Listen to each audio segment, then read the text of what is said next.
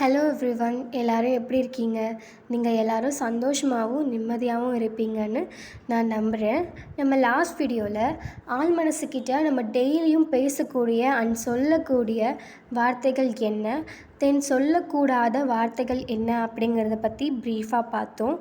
இந்த வீடியோவில் ஆழ் மனசோட உதவியால் நம்மளோட பயத்தை எப்படி போக்கணும் அப்படிங்கிறத பற்றி பார்க்கலாம். சரிங்களா? நம்ம சேனலை நீங்கள் இன்னும் சப்ஸ்கிரைப் பண்ணலன்னா மறக்காமல் சப்ஸ்கிரைப் பண்ணிக்கோங்க. அப்போ தான் நான் இதுக்கு முன்னாடி போட்ட வீடியோஸும் இதுக்கப்புறம் போட போகிற வீடியோஸும் உங்களுக்கு அப்கமிங்கில் வந்துகிட்டே இருக்கும். ஓகேவா? உங்களுக்கு இந்த வீடியோ பிடிச்சிருந்துச்சுன்னா மறக்காமல் லைக் பண்ணிக்கோங்க.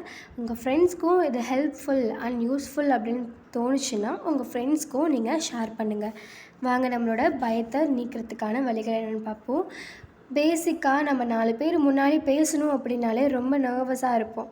ஏன் அப்படின்னா அவங்க அந்த 4 பேர் நம்மளை பற்றி கிண்டல் பண்ணுவாங்க, நம்ம பேசுறதுக்கு சிரிப்பாங்க அப்படிங்கிற ஒரு நெகட்டிவ் தாட் தான். நம்ம இது ஸ்கூல் காலேஜில் நம்ம 4 பேர் முன்னாடி ஸ்டேஜில் பேசுகிறதா இருந்தாலும் சரி, நம்ம கிளாஸ்லேயே நம்ம செமினார் அட்டென்ட் பண்ணுறதா இருந்தாலும் சரி, தென் ஆஃபீஸ்